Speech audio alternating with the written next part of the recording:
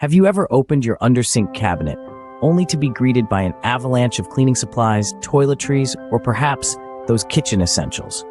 It's a common plight we all face, the disorganized under-sink space. It's that part of our homes that often gets neglected, turning into a black hole where things disappear, only to be found after hours of frustrating search. But imagine how much time, stress, and energy you could save if everything was neatly arranged and easy to find. Efficient organization isn't just about aesthetics, it's about maximizing your space usage and making your daily routine run smoother. Think about it. No more rummaging through a pile of bottles to find that one cleaning spray. No more buying duplicates of items you already have but couldn't find. Just a neat, easily accessible storage area that holds everything you need right at your fingertips. Today, I'll guide you through a simple yet effective way to transform your chaotic under-sink area into a neat and easily accessible storage space. Begin this process by emptying out your under-sink cabinet. Yes, everything must go. This is not just about creating space, but also about starting with a clean slate. It's a chance to let go of the old and welcome the new. Think of it as your very own spring cleaning, no matter what time of the year it is. Now let's talk about cleaning. This part is crucial, folks. You want to ensure there's no lurking grime or stealthy bacteria ready to sabotage your organization efforts. So grab some mild detergent and water, and let's get scrubbing. Make sure you reach every nook and cranny.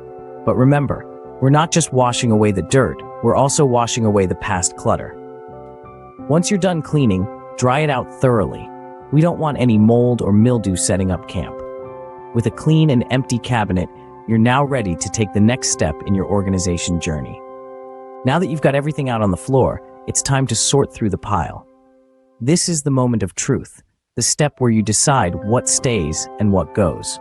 But don't worry, we've got a system for this too. First, we're going to sort items into 3 categories: keep, discard, and relocate. Let's start with the keep pile. These are items that you use regularly, things that are essential for your day-to-day life. Think about your favorite cleaning sprays, the dish soap you can't live without, or that trusty plunger that saved the day more times than you'd like to admit. If it's something you reach for at least once a week, it goes in this pile. Next, we'll tackle the discard pile. This is where you've got to be a little ruthless. Any expired items? Toss them. You'd be surprised how many things under your sink have an expiration date. Cleaning supplies, personal care items, even some plumbing accessories can expire. So, if it's past its prime, it's gotta go. And then there are the duplicates. You know, the 3 bottles of window cleaner you bought because they were on sale? Unless you're cleaning windows every day, you probably don't need all of them. Keep one and let the others go. The same goes for items you no longer use. If it's been sitting unused for months, it's time to say goodbye. Finally, we have the relocate pile. These are items that are still useful, but don't necessarily need to live under your sink. Maybe it's a specialty cleaner you only use once a year, or perhaps some tools that would be better off in the garage. If it doesn't need to be within arm's reach, consider finding it a new home. Remember, the goal is to keep only what you need and use regularly. Less clutter equals less stress. By sorting and discarding, you're not just organizing your under-sink space, you're also making your life a little bit easier. Trust me, future you will thank you for it. Now comes the fun part, planning your new under-sink organization system. The next phase of our journey to clutter-free nirvana is all about measuring and planning. Yes, it may sound a bit technical, but trust me, it's as easy as pie. And it's absolutely crucial to ensuring that your under-sink cabinet is not just organized, but also functional and easy to navigate. First off, we're going to measure our cabinet. Whip out that measuring tape and jot down the width, height, and depth of your cabinet.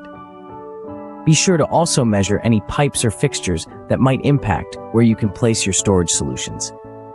Remember, the goal here is to make the most of every square inch.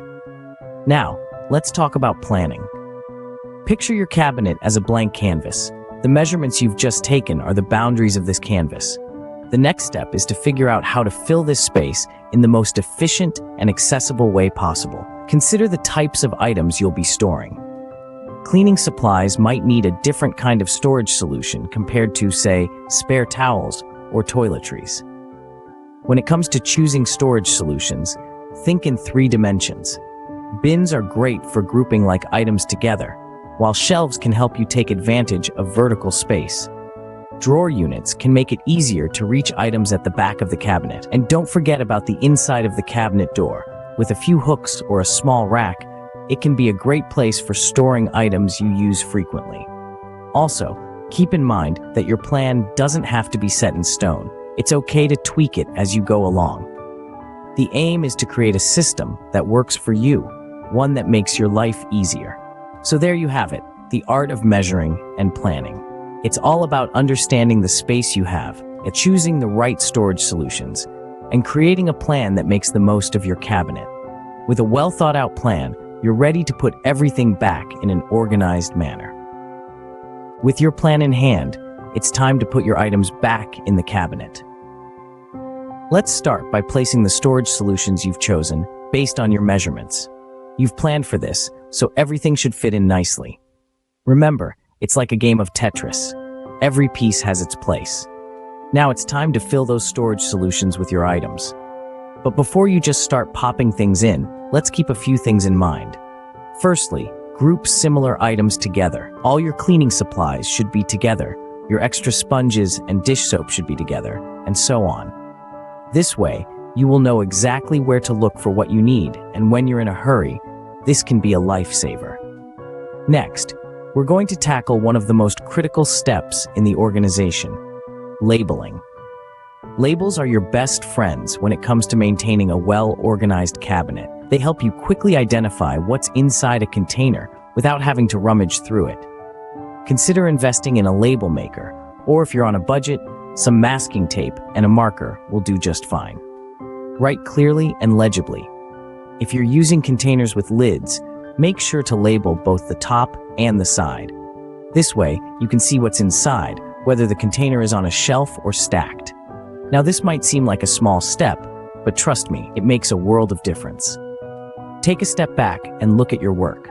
Everything is in its place, clearly labeled, and easy to find. And just like that, you've turned what was once a chaotic, cluttered mess into a well-organized, efficient space. But remember, organization isn't a one-time thing. It requires regular maintenance, which we'll talk about in the next scene. Congratulations, you've just transformed your undersink cabinet into a well-organized, efficient storage space. Maintaining your newly organized undersink cabinet is just as important as the organization process itself. Think of it as a garden that needs regular tending. Just as you wouldn't let weeds overrun your roses, don't let clutter reclaim your cabinet. It's essential to regularly check for expired items. Those half-empty cleaning sprays and old sponges can quickly accumulate, taking up valuable space. When you stumble upon an expired item, don't hesitate, discard it immediately. Remember, every item has its own designated spot. After using an item, always return it to its rightful place. It's a simple habit that goes a long way in maintaining order. Lastly, don't be afraid to adjust the system as needed. If you find that the current arrangement isn't working, tweak it. Your needs may change, and so should your organization strategy. With regular maintenance, your undersink cabinet will remain organized and clutter-free. Let's quickly recap the steps we've gone through today. We kicked off our undersink organization journey by first emptying and cleaning the cabinet. This crucial first step helped us to start with a fresh and clean canvas. Next, we moved on to the sorting and discarding phase. We carefully examined each item, deciding its fate based on its usefulness and expiration date. This process helped us declutter and make space for what's important. After that, we measured our cabinet and planned our layout. This step involved a bit of creativity and strategic thinking, ensuring every item has its place. We then organized and labeled our items, making our undersink cabinet a model of efficiency.